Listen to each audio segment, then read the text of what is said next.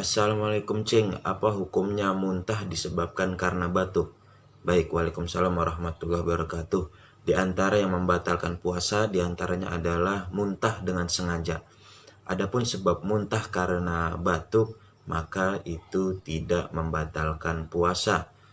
Karena batuk bagian dari fitrah manusia, ya, sehingga itu tidak dapat dielakkan atau tidak dapat bisa dihindari.